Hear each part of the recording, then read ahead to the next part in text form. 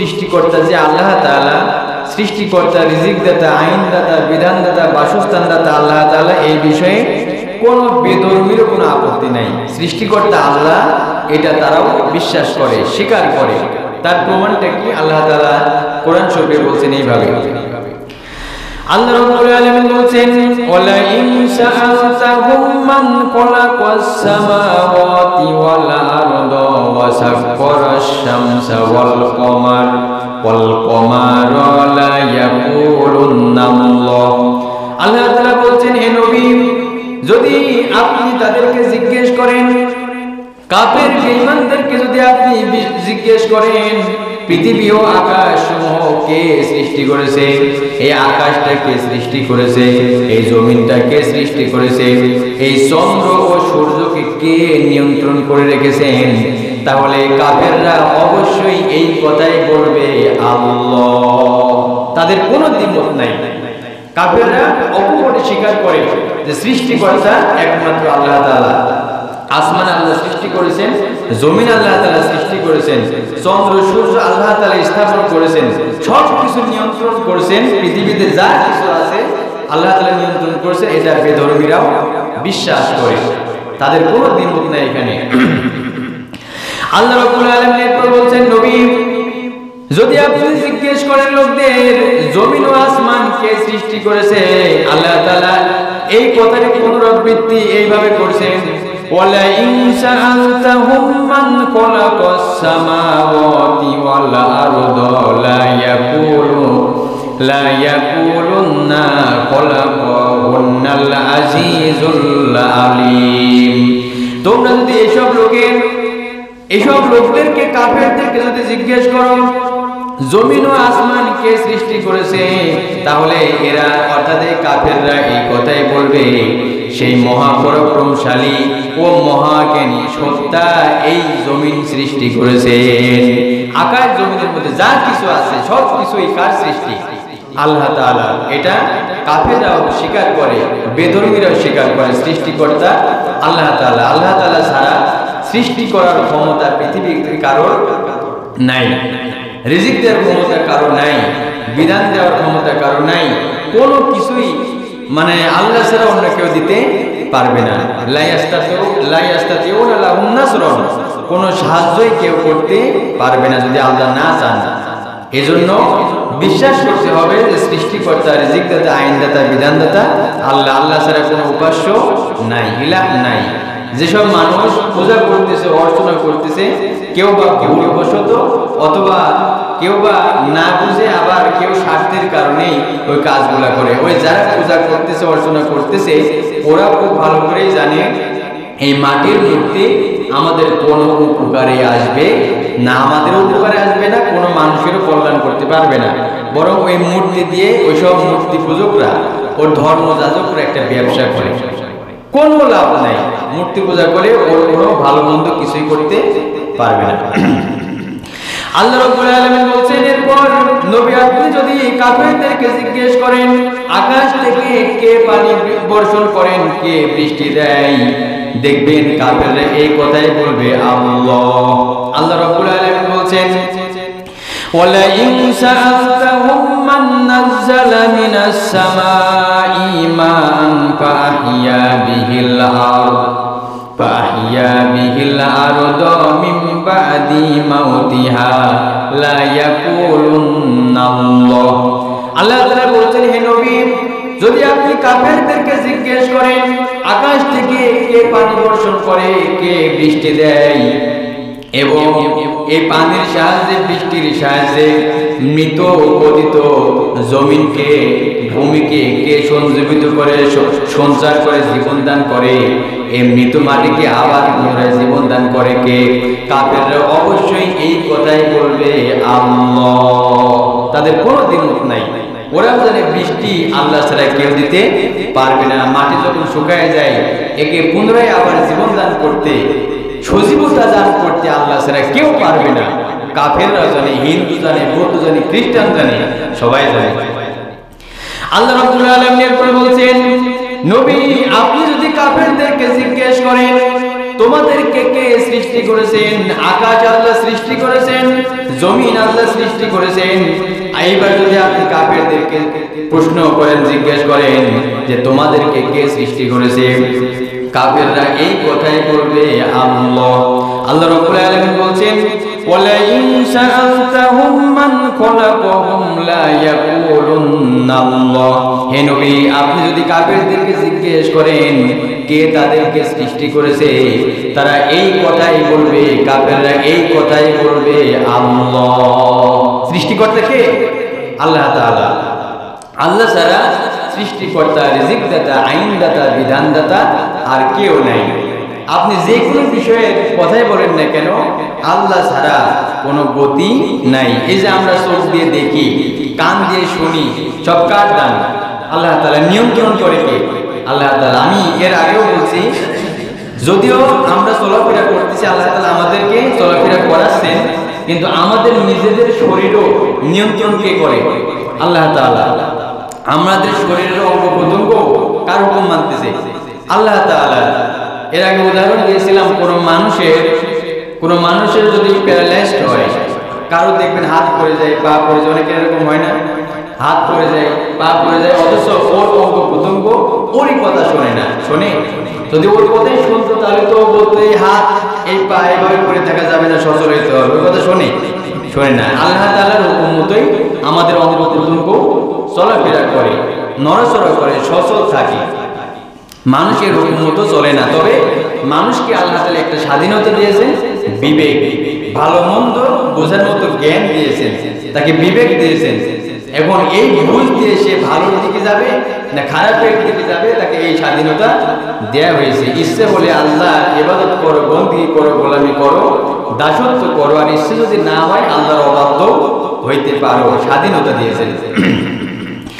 আল্লাহ রাব্বুল আলামিন বলছেন, হে নবী, আপনি যদি কাফেরদেরকে জিজ্ঞেস করেন কুল মাইয়ারযুকুকুম মিনাস সামাই ওয়াল আরদ আম্মান ইয়ামলিকুস সামআ ওয়াল আবসারা ওয়া মান ইউখরিজুল হাইয়্যা মিনাল মাইয়িতি ওয়া ইউখরিজুল মাইয়িতা মিনাল হাইয়্যি ওয়া মান ইউদাব্বিরুল আমরা ফাসায়াকুলুনা আল্লাহ। আল্লাহ তাআলা বলেছেন, হে নবী, আপনি যদি কাফেরদেরকে জিজ্ঞেস করেন আকাশ থেকে এবং জমিন থেকে কে তোমাদেরকে রিজিক দেয়, কে তোমাদের খাওয়ায়, কে তোমাদের পান করায়, কে তোমাদের পড়ায়, কে তোমাদের থাকার জায়গা দিয়েছেন, এবং তাদেরকে যদি জিজ্ঞেস করেন যে তোমরা যে কান দিয়ে শুনতেছো, যেই চোখ দিয়ে দেখতেছো, এই কান এই চোখ কার কর্তৃত্বে আছে, কে নিয়ন্ত্রণ করে, এবং তাদেরকে যদি জিজ্ঞেস করেন কে জীবিতকে মৃত থেকে বের করেন এবং মৃতকে জীবিত থেকে বের করেন, এবং এই আকাশ জমিন এই বিশ্ব ব্যবস্থা কে পরিচালনা করছে, কাফেররা অবশ্যই এই জবাবই দিবে আল্লাহ। সুবহানাল্লাহ। কি জবাব দিবে? আল্লাহ তাআলা। তারাও জানে যে আল্লাহ আমাদের খাওয়ায়, আল্লাহ আমাদের থাকার জায়গা দিয়েছেন, আল্লাহ তাআলা আমাদেরকে পড়াচ্ছেন, সব কিছুর মালিক আল্লাহ, আল্লাহ ছাড়া কোনো গতি নাই। এটা বেধর্মীরাও বিশ্বাস করে। এখন তাহলে আপনারা প্রশ্ন করতে পারেন, তাহলে তারা যখন বিশ্বাস করে তাহলে তারা ঈমান আনে না কেন, ইসলাম কেন গ্রহণ করে না? এটা একটা প্রশ্ন হইতেই পারে। তারা ঈমান না আনার পেছনে বেশ কিছু কারণ ছিল। কাফের বেঈমানরা জানতো আবু জেহেল, উতবা, সাইবা যাদের কথাই বলেন সবাই বিশ্বাস করতো রব একজন আছেন, তার নাম আল্লাহ, কিন্তু তারা ঈমান আনতো না। এই কারণে যে তাদের নেতৃত্ব আর চলবে না, মন গড়া ওই ব্যবসা, মূর্তি দিয়ে ব্যবসা করা, ওইটা আর চলবে না, ওদের আইন কানুন সমাজে আর চলবে না। ওরা খুব ভালো করে জানতো, এই জন্য তারা ঈমান আনতো না। তো এই কাফের বেঈমানরা যেসব কারণে ঈমান আনতো না, সংক্ষিপ্ত পরিসরে একটু একটু করে আমরা জানার চেষ্টা করব। যে যেহেতু তারা স্বীকৃতি দেয় সৃষ্টিকর্তা আল্লাহ, রিজিকদাতা আল্লাহ, অঙ্গ প্রত্যঙ্গ আল্লাহ পরিচালনা করেছেন, আল্লাহ বৃষ্টি দেয়, এই জমিনটাকে মৃত থেকে আবার সঞ্জীবিত করেন, জীবিত করেন, তার প্রাণটা ফিরিয়ে দেন, সব কিছুর মালিক যখন আল্লাহ, তারা কেন ঈমান আনতো না, এই বিষয়ে আমরা দু একটি কথা জানার চেষ্টা করবো ইনশাআল্লাহ। প্রথম যে কারণ কাফেররা ঈমান না আনার পেছনে সেটা হচ্ছে অহংকার, সীমাহীন অহংকার। মানুষকে ঈমান আনতে যেসব জিনিস বাধা দেয় তার অন্যতম হচ্ছে এই অহংকার। অহংকারের কারণে মানুষকে মানুষই মনে করে না। এরকম আছে না, একজন মানুষ আরেকজন মানুষকে মানুষই মনে করতেছে না। বহু মানুষ এই মন্দ স্বভাবের কারণে ঈমান থেকে বঞ্চিত হয়ে যায়। তার সূচনা হয়েছিল ইবলিসের থেকে। ইবলিসের থেকে এর উদ্বোধন শুরু, তাই না? আল্লাহ তাআলা আদম আলাইহিস সালামকে যখন সৃষ্টি করলেন, সবাইকে সব ফেরেশতাকে সিজদা করতে বললেন, নত হইতে বললেন। এই সিজদার অর্থ এইটা না যে আদমকে সিজদা দেবে, এটা তার মর্যাদা বৃদ্ধির জন্য। সিজদা পাওয়ার যোগ্য শুধুমাত্র আল্লাহ তাআলা। আদমকে সিজদা দেওয়ার অর্থ ছিল তার মর্যাদাটা বৃদ্ধি করা। তো এই সবাই যখন সিজদা করলো আদমকে, মিস্টার ইবলিস সিজদা করছিল, সে অহংকার করছিল। কি করছিল? অহংকার করছিল। আমি যেটা বললাম যে অহংকার ঈমান আনার পথে বড় অন্তরায়, বাধা। আল্লাহ রাব্বুল আলামিন বলছেন, وَإِذْ قُلْنَا لِلْمَلَائِكَةِ اسْجُدُوا لِآدَمَ فَسَجَدُوا إِلَّا إِبْلِيسَ أَبَى وَاسْتَكْبَرَ وَكَانَ مِنَ الْكَافِرِينَ। তারপর যখন ফেরেশতাদের হুকুম দেওয়া হলো, আল্লাহ রাব্বুল আলামিন বলছেন সকল ফেরেশতাকেই বলা হলো, আদেশ করা হলো, হুকুম দেওয়া হলো, তোমরা সবাই আদমকে সিজদা করো, আদমের সামনে নত হয়ে যাও। সবাই নত হলো, সবাই সিজদা করলো, কিন্তু মিস্টার ইবলিস সিজদা করলো না। সে কি বলছিল?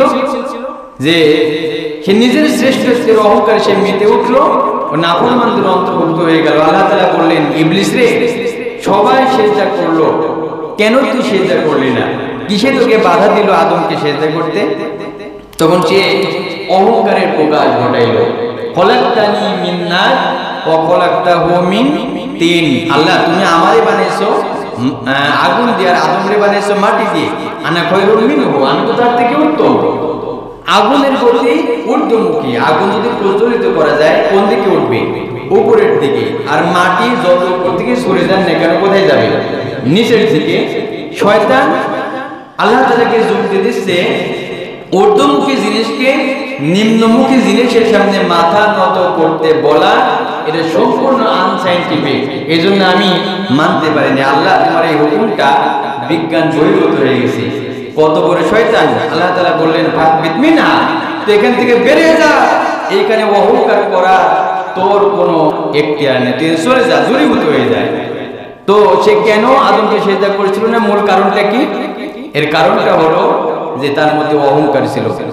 ঈমান আনার পথে কাফেররাও বিশ্বাস করত সৃষ্টিকর্তা আল্লাহ, এরপরে তারা ঈমান আনতো না। এক শ্রেণীর কাফেররা অহংকারের কারণে। মক্কাবাসীর অহমিকার বর্ণনা পবিত্র কোরআনে এইভাবে এসেছে, এবং তারা বলে এই কোরআন কেন নাজিল করা হলো না দুইজন পদের কোন প্রতিপত্তিশালী ব্যক্তির উপর? অর্থাৎ তারা বুঝাইতো এইটা মুহাম্মদ সাল্লাল্লাহু আলাইহি ওয়াসাল্লাম দরিদ্র মানুষ, এতিম মানুষ, তার ছেলে সন্তান নাই, ছোটবেলায় তো মারা গেছে, নির্বংশ হয়ে গেছে, সে একটা রাখাল। তাকে যদি নবী বানাইতে হয়, আল্লাহ কেন মুহাম্মদকে বানাইলো? এই মক্কার মধ্যে ধনী ব্যক্তি তারা বুঝাইতো ইবনে মুগিরা ও তায়েফের উরওয়া ইবনে মাসউদ সাকাফি, কেননা তাদের দৃষ্টিতে তারা ছিল ধনী। তাদের কথা হলো এই দুজনের একজনের উপর কোরআন অবতীর্ণ করলেই তো হইতো, এই জন্য তারা ঈমান আনতো না। আল্লাহ রাব্বুল আলামিন বলছেন, وَقَالُوا لَوْلَا نُزِّلَ هَذَا الْقُرْآنُ عَلَى رَجُلٍ مِّنَ الْقَرْيَتَيْنِ عَظِيمٍ। তারা বলে দুটি শহরের বড় ব্যক্তিদের কারোর উপর এক কোরআন নাজিল করা হইলেই তো হতো। নাজিল করা কেন হইল না? এই দুই ব্যক্তির যে কোনো একজনকে নবী বানালেই তো হইতো। তা নবী এটা মনোনীত করেন কে? কোনো মানুষ? নবী আল্লাহ যাকে বানাবেন সেই তো নবী হইতে পারবে। কোন মানুষ মন করে একজনকে রায় দিয়ে দিলে আজ থেকে অমুক গ্রামের অমুক নবী, তাই হবে? এই নবী মনোনীত কে করেন? আল্লাহ তাআলা। এখন কাফের যারা ধনী শ্রেণী ছিল, প্রভাব প্রতিপত্তি যাদের ছিল, অর্থ সম্পদ ছিল, তাদের কাছে এটা বিবেকে বাধা লাগে। মুহাম্মদ এতিম বা দরিদ্র মানুষ, সে বিয়ে করছে, তার স্ত্রীর অর্থ সম্পদ নিয়ে ব্যবসা বাণিজ্য করে, সে ছিল একটা পূর্বে রাখাল, তার আনুগত্য আমরা করবো, এটা কেমন ঈমান আনবো, তাদের কাছে এটা একটা বিশাল ব্যাপার, অহংকার। এই কারণে তারা ঈমান আনতো না। বর্তমান সমাজের দিকে তাকান, আজও যাদের এমন অনেক মানুষ আছে যাদের অর্থ সম্পদ বেশি, টাকা পয়সা আছে, তারা ঈমান যদিও মুসলমান বলে দাবি করে, আমার তো মনে হয় তাদের মধ্যে ঈমান, বিশ্বাস এই জিনিসটা নাই।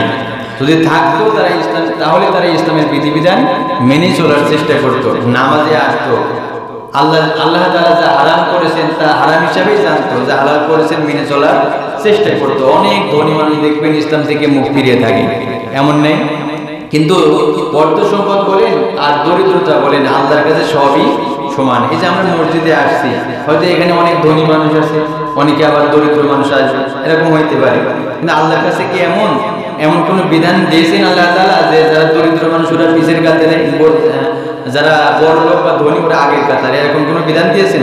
আল্লাহর কাছে সবাই সমান। ইন্না আক্রামাকুম ইনদাল্লাহি আতকাকুম, আল্লাহর কাছে ওই ব্যক্তি বেশি মর্যাদাবান যে ব্যক্তি আল্লাহ তাআলাকে বেশি ভয় করে চলে। কে ধনী কে গরিব ওইটা দেখা হবে না। যে দরিদ্রতা তার জন্য একটা পরীক্ষা, যে ধনী ওই ধনী অর্থ সম্পদ তার জন্য একটা পরীক্ষা। এটা ভাবা যাবে না যে অর্থ সম্পদ আছে আল্লাহ আমাকে বেশি ভালোবাসে, আপনার জন্য এটা একটা পরীক্ষা, বেশি ভালোবাসে এটা মনে করা যাবে না। তবে অর্থ সম্পদ আল্লাহ তাআলার নিয়ামত, কিন্তু আপনি যদি আল্লাহর হুকুম মতো খরচ করেন তাহলে ওইটা আপনার জন্য কল্যাণ। এরপরে কাফের বেঈমানরা 2 নম্বর যে কারণে তারা ঈমান আনতো না, ঈমান আনতে রাজি হতো না, সেটা হচ্ছে নেতৃত্ব হারানোর ভয়। কি হারানোর ভয়? নেতৃত্ব হারানোর ভয়। দেখেন বাংলাদেশে গত যে সরকারটা ছিল হাসিনা সরকার, যেসব আলেম ওলামাকে সে হত্যা করছে, ও জানে যে কোটি কোটি গুণে ওর থেকে ভালো এরা, কিন্তু সে স্বার্থের কারণে কি হারানোর ভয়? নেতৃত্ব হারানোর ভয় অন্যায়ভাবে হত্যা করেছে, জুলুম করেছে আলেম ওলামার উপর, এরকম করে নাই? কি হারানোর জন্য? তার ক্ষমতা হারাই যাবে, এই কারণে তো জুলুমটা করেছিল নাকি? নেতৃত্ব হারানোর ভয়ে সেই সময় কাফের বেঈমানরা তারা ঈমান আনতো না। যে আমরা যে ধর্ম ব্যবসা করতেছি মূর্তি টুর্তি দিয়ে, আমাদের যে নেতৃত্ব এখানে বড় বড় আছে, যদি মুহাম্মাদের দিন গ্রহণ করে অনুসরণ করে তখন তাকে তো নেতা মানতে হবে, অনাচার ব্যভিচার সব দূরীভূত হয়ে যাবে, তখন তো আমাদের কর্তৃত্ব এই মক্কায় আজ চলবে না। এই জন্য তারা ঈমান আনতে চাইতো না। আল্লাহ রাব্বুল আলামিন বলছেন যে জমিনের মধ্যে সৃষ্টি যার, আইন চলবে তার, এই জমিনটা আল্লাহ রাব্বুল আলামিনের সৃষ্টি। আল্লাহ তাআলা এটাই বলেছেন, আলা লাহুল খালকু ওয়াল আমর তাবারাকাল্লাহু রাব্বুল আলামিন। সৃষ্টি যার, আইন চলবে তার, তিনি সমগ্র বিশ্বজাহানের মালিক, তিনি সমগ্র বিশ্বজাহানের প্রতিপালক। সুবহানাল্লাহ। এই গোটা পৃথিবী কে পরিচালনা করছেন? যে সব কিছুর মালিক আল্লাহ, পরিচালনা করেছেন আল্লাহ, আর আল্লাহর আইন ভালো লাগে না। মানুষের জন্য কোনটা কল্যাণকর এটা মানুষের চাইতে সবচেয়ে বেশি কে জানে ভালো? আল্লাহ তাআলা। আমার জন্য কোনটা কল্যাণকর কোনটা অকল্যাণকর কে জানে ভালো? আপনার জন্য কোনটা কল্যাণ কোনটা অকল্যাণ আল্লাহর চাইতে কে ভালো জানে? আপনি এতই জানিয়ালো হয়ে গেলেন যে আল্লাহর আইন ভালো লাগে না, মন করে আইন বানিয়ে রাখলেন। তো আমি যেটা বলতেছি, ওই সময় কাফের বেঈমানরা তাদের বানানো নিয়ম কারণ আর চলবে না, এই জন্য তারা আল্লাহর উপর ঈমান আনবে না, ইসলাম গ্রহণ করবে না। কিন্তু তারাও জানতো যে ইসলাম হচ্ছে সঠিক ধর্ম, ওরাও জানতো, বুঝতো। এখনো যারা ইসলামের সাথে বিদ্বেষ পোষণ করে, তারাও জানে যে কোন দল ভালো কোন দল খারাপ। যারা ইসলামী বিধান বাদ দিয়ে, ইসলাম মতাদর্শের দল বাদ দিয়ে অন্যান্য দল করে, ওরাও জানে যে ওর দল কেমন, তারপরেও দুনিয়াবি হয়তো স্বার্থের কারণে ওই দল করে। কথা কি বললাম না? সঠিক বলছি, সঠিক কথা। 3 নম্বরে যে কারণে কাফের বেঈমানরা ঈমান আনতো না, সেটা হচ্ছে আর্থিক স্বার্থ হারানোর ভয়। তারা মনে করত আমরা যদি এই ইসলাম গ্রহণ করি তাহলে এই মক্কার পায়ে দিয়ে তো বাণিজ্যিক রাস্তা, অনেক দূর দূরান্ত থেকে এই দিক দিয়ে যায়। মক্কার ওখানে তো অনেক মূর্তি ছিল, বড় বড় মূর্তি, সব পূজা করতে যায়। তো তাদের একটা ব্যবসা ছিল, বাণিজ্যিকভাবে তারা আর্থিক ক্ষতিগ্রস্ত হবে, অথবা তারা যদি ইসলাম গ্রহণ করে তাহলে তো মূর্তিগুলো ছড়াইতে হবে। অন্য অন্য দেশ থেকে হয়তো তাদের উপর আক্রমণ করা হবে, এইসব কারণে তারা ঈমান আনতে চাইতো না। কিন্তু আল্লাহ যদি কোনো জায়গাকে রক্ষা করতে চান আর কাউকে যদি দূরীভূত করতে সরাইতে চান, কেউ আল্লাহর হুকুমের সামনে বাধা দিতে পারবে? বাধা দিতে পারবে না। মক্কায় তারা যে আশঙ্কা করতো যে আমরা ঈমান আনলে হয়তো মক্কা আক্রমণ করা হবে, কিন্তু মক্কা কি ইসলামের ছায়াতলে আসে নাই? আল্লাহ তাআলা মক্কা শহরকে নিরাপদ শহর বানিয়ে দেয় নাই? নিরাপদ শহর, কিন্তু রক্ষা করেছেন কে? আর আল্লাহ যদি রক্ষা করে, কারো ক্ষমতা আছে ক্ষতিগ্রস্ত করা? নাই। আল্লাহ রাব্বুল আলামিনের কথা হলো, তোমরা যে মূর্তির কাছে চাও, মূর্তির ইবাদত করতেছো, ওর কাছে চায়ে কোনো লাভ নাই, ওর কাছে প্রার্থনা করে কোনো লাভ নেই। তোমরা আমার ইবাদত করো, আমার গোলামি করো। আল্লাহ রাব্বুল আলামিন বলছেন, ইন্নামা তা'বুদুনা মিন দুনিল্লাহি আওসানা ওয়া তাখলুকুনা ইফকা ইন্নাল্লাযীনা তা'বুদুনা মিন দুনিল্লাহি লা ইয়ামলিকুনা লাকুম রিজকা। তোমরা আল্লাহকে বাদ দিয়ে যাদেরকে পূজা করছো তারা তো নিছক মূর্তি, মূর্তি ছাড়া আর কিছুই নয়। এটা তো একটা মিথ্যা তৈরি করছো তোমরা। আসলে আল্লাহ রাব্বুল আলামিনকে বাদ দিয়ে যাদেরকে তোমরা পূজা করছো তারা তোমাদের রিজিক দাতা নয়। মূর্তি কি মানুষের রিজিক দাতা? আমার কথা কি বুঝতেছেন? যে তারা কাফেররা ঈমান আনতো না আর্থিক ক্ষতিগ্রস্ত হওয়ার ভয়ে। যদি মূর্তি পূজা আমরা ছেড়ে দেই, ব্যবসা যদি বন্ধ হয়ে যায়, তাহলে তো আমরা আর্থিকভাবে ক্ষতিগ্রস্ত হয়ে যাবো। আল্লাহ তাআলা বলছেন যে মূর্তি তোমাদের রিজিক দাতা না। কার কাছে চাইতে হবে? আল্লাহ তাআলার কাছে। আল্লাহ তাআলা শিখাইও দিয়েছেন। আল্লাহ রাব্বুল আলামিন বলছেন, ফাবতাগু ইনদাল্লাহির রিজকা ওয়া'বুদুহু ওয়াশকুরু লাহু ইলাইহি তুরজাউন। আল্লাহ রাব্বুল আলামিন বলছেন, তোমরা আল্লাহর বন্দেগী করো, ইবাদত করো, তোমরা আল্লাহর কাছে রিজিক তালাশ করো, আল্লাহর কাছে রিজিক চাও, আল্লাহর ইবাদত বন্দেগী করো এবং আল্লাহর কৃতজ্ঞতা প্রকাশ করো। আল্লাহ রাব্বুল আলামিনের দিকে তোমাদেরকে ফিরে যেতে হবে। কোনো সন্দেহ আছে? সন্দেহ নেই। 4 নম্বরে আমি একেবারে সংক্ষিপ্তভাবে তুলে ধরছি যেসব কারণে কাফেররা ঈমান আনতো না সেই সময়। আরেকটি কারণ হচ্ছে ভোগ বিলাস বন্ধ হওয়ার ভয়। কাফের বেঈমানরা ওরা মদ খাইতো, নেশা করত, নারীবাজি করত, জিনা করত, ব্যভিচার করত, নানান অপকর্মের সাথে লিপ্ত ছিল। এইসব কাফেররা মনে করতো আমরা যদি মুহাম্মাদের দিন গ্রহণ করি, ইসলাম যদি গ্রহণ করি, আমরা তো আর চুরি করতে পারবো না, ডাকাতি করতে পারবো না, জিনা করতে পারবো না, সুদ খাইতে পারবো না, দুর্নীতি করতে পারবো না, খারাপ কাজ তো আর করা যাবে না। ইসলামকে খারাপ কাজ নিষেধ না? তো কাফেররা মনে করতে আমরা যদি ইসলাম গ্রহণ করি তাহলে এই অন্যায় কাজ তো আমরা আর করতে পারবো না। এখনো বর্তমান সময়ে যারা মুসলমান বলে আমরা অনেকেই দাবি করি ইসলামের বিধান মানি না, অনেক মুসলমান এমন আছে যদি আমরা অমুক ইসলামী দলের মধ্যে প্রবেশ করি, ওই দলটা করি, এইসব সব অপকর্ম আমাদেরকে ছেড়ে দিতে হবে। এই কারণে তারা ইসলামী দলে যাইতে চায় না। এমন মানুষ নাই? অহরহ।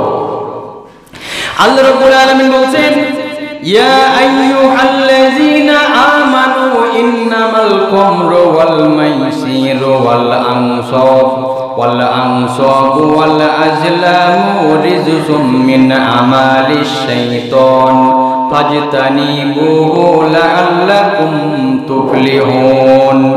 আল্লাহ তাআলা বলছেন, হে ঈমানদারগণ, মদ, জুয়া, মূর্তি পূজা, বেদি ও ভাগ্য নির্নামসর সমূহ এই সব কিছুই ঘৃণ্য শয়তানি কাজ। এগুলার থেকে তোমাদেরকে দূরে থাকতে হবে। আশা করা যায় তোমরা সফলতা লাভ করতে পারবে। সুবহানাল্লাহ। এই নির্দেশ কার? মদ, জুয়া, ভাগ্য নির্ধারক, সমূহ, সমস্ত খারাপ কাজ এগুলো তোমাদেরকে বর্জন করতে হবে। যারা আল্লাহকে বিশ্বাস করবে, পরকালকে বিশ্বাস করে, নবী বিশ্বাস করে, ফেরেশতা বিশ্বাস করে, এক কথায় যারা ইমানদার ব্যক্তি সকল অপকর্ম থেকে দূরে থাকবে। কাফেররা মনে করতো আমরা যদি ইসলাম গ্রহণ করি তাহলে এই অপকর্ম তো আর করতে পারবো না, এজন্য তারা ঈমান আনতো না। আরেকটি যে কারণে তারা ঈমান আনতো না সেটা হচ্ছে সুস্থ বিবেকের অভাব।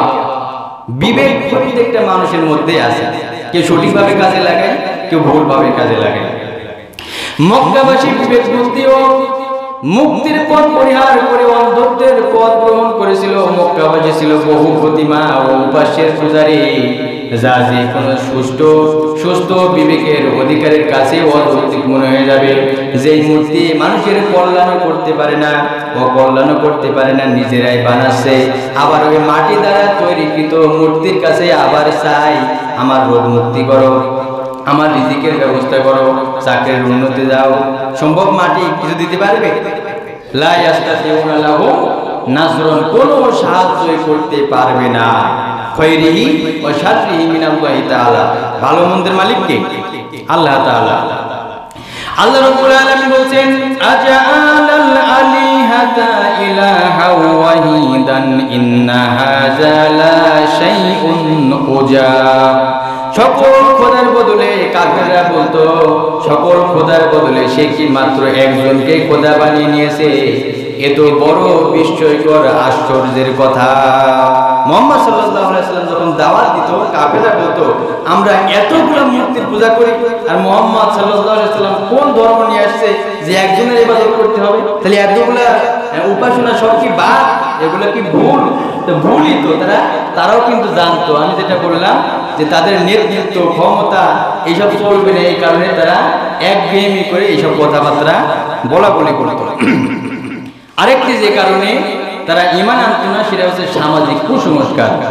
সামাজিক রীতি ও সংস্কারের কারণে মক্কার বহু মানুষ আল্লাহর পরিচয় লাভ করার পরেও, ইসলামকে বোঝার পরেও তারা ঈমান আনতো না। কেন? আল্লাহ তাআলা এই বিষয়ে সুন্দরভাবে কোরআন শরীফে তুলে ধরছেন। আল্লাহ রাব্বুল আলামিন বলেন কুল মান রাব্বুস সামাওয়াতিস সাব'i ওয়া রাব্বুল আরশিল আযীম সায়াকুলুনা লিল্লাহি কুল আফালা তাত্তাকুন। তাদেরকে জিজ্ঞেস করো সাত আসমান ও আরশের অধিপতিকে, নিশ্চয়ই কাফেররা এই জবাব দিবে সব কিছুর মালিক আল্লাহ। ওরাও জানতো আল্লাহ, কিন্তু তাদের নেতৃত্ব হারাবে বা আর্থিক ক্ষতির মধ্যে পড়বে, এই আশঙ্কায় তারা ঈমান আনতো না। এবং মুহাম্মদ সাল্লাল্লাহু আলাইহি সাল্লাম দরিদ্র ছিল, এক শ্রেণীর মানুষ এই কারণে ঈমান আনতো না। আরেকটি কথা বলেই আলোচনা ইনশাআল্লাহ শেষ করব সময় শেষের দিকে, যে প্রচলিত ধর্ম বিশ্বাস আমার বাপ দাদাকে দেখেছি এই ধর্ম পালন করতে। নতুন মুহাম্মদ সাল্লাল্লাহু আলাইহি সাল্লাম কোন ধর্ম নিয়ে আসলো যে এখন ওইটা গ্রহণ করতে হবে?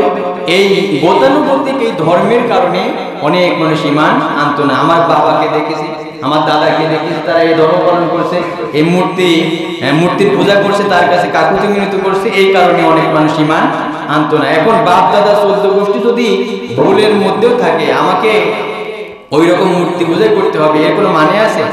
অথবা আমার বাপ দাদা 14 গোষ্ঠী যে খারাপ দলের মধ্যে ছিল, আমাকে যে ওই খারাপ দলের মধ্যে থাকতে হবে, এর কোনো মানে আছে? নাই। আল্লাহ রাব্বুল আলামিন বলেন ওয়ামা মানা আন-নাস আন ইউমিনু ইয জাআহুমুল হুদা ইল্লা আন ক্বালু আবাসাল্লাহু বাশারার রাসূলা। আল্লাহ তাআলা বলেন লোকদের কাছে যখনই কোনো পথ নির্দেশ আসে, হেদায়েত আসে, সঠিক পথ চলে আসে, তখন তাদের একটা কথায় তাদের ঈমান আনার পথ রুদ্ধ করে দেয়। ঈমান আনার ক্ষেত্রে সবচেয়ে যে বিষয়টা বাধা দেয় তাদের কথা হলো এই, আল্লাহ রাব্বুল আলামিন কি মানুষকে রাসূল বানিয়ে পাঠিয়েছেন। যে মানুষ আবার নবী রাসূল হয় কিভাবে? এটা তাদের অযৌক্তিক একটা কথা না? তাদের বিশ্বাস ছিল যে নবী রাসূল যদি হয় ফেরেশতা হবে, তা আল্লাহ ইচ্ছা করে তো ফেরেশতা পাঠাতে পারতেন, কিন্তু কোন নবী রাসূল কি ফেরেশতা ছিল? প্রত্যেক নবী রাসূল তো এই জমিনে জন্মগ্রহণ করেছে, খাওয়া দাওয়া করেছে, চলাফেরা করেছে, হাটে গিয়েছে, বাজারে গিয়েছে, সংসার করেছে, করে নাই? কিন্তু তাদের এই ভ্রান্ত যুক্তি। আল্লাহ রাব্বুল আলামিন বলেন কুল লাউ কানা ফিল আরদি মালাইকাতুন ইয়ামশুনা মুতমাইন্নিনা লা নাযালনা আলাইহিম মিনাস সামা মালাকার রাসূলা। তাদেরকে বলো যদি পৃথিবীতে ফেরেশতারা নিশ্চিতভাবে চলাফেরা করত, তাহলে নিশ্চয়ই আমি কোনো ফেরেশতাকে তাদের কাছে রাসূল বানিয়ে পাঠাতাম। কুল কাফা বিল্লাহি শাহিদ কুল কাফা বিল্লাহি শাহিদাম বাইনি ওয়া বাইনাকুম ইন্নাহু কানা বিইবাদিহি কবীরাম বাসীরা। হে মুহাম্মদ সাল্লাল্লাহু আলাইহি ওয়াসাল্লাম, তাদেরকে আপনি বলে দিন, হে নবী আপনি তাদেরকে বলে দিন, আমার ও তোমাদের শুধুমাত্র কেবলমাত্র একমাত্র আল্লাহর সাক্ষ্যই যথেষ্ট। তিনি নিজের বান্দাদের অবস্থা জানেন, সব কিছুই দেখতে পাচ্ছেন। সুবহানাল্লাহ। তোমরা ঈমান না আনার কারণে, ঈমান না আনার জন্য যত অজুহাতে পেশ করো না কেন, সব অজুহাত আল্লাহ বোঝে। এখনো যেসব মানুষ ভুল পথে আছে, নানান অজুহাত দেয়, ইসলামী দলের অমুকের দোষ তমুকের দোষ ভুল ত্রুটি খুঁজে বেড়ায়, ওদের মনের অবস্থা আল্লাহ তাআলা জানে। সময় সংক্ষিপ্তের কারণে একবারে মূল দু একটি কথা তুলে ধরলাম, ব্যাখ্যা করে বলে একটু ভালো হইতো। আল্লাহ তাআলা আমাদের সবাইকে সঠিক বুঝে ইসলামের পথে চলার তৌফিক দান করুন। সবাই বলেন আমিন। আসসালামু আলাইকুম ওয়া রাহমাতুল্লাহি ওয়া বারাকাতুহু।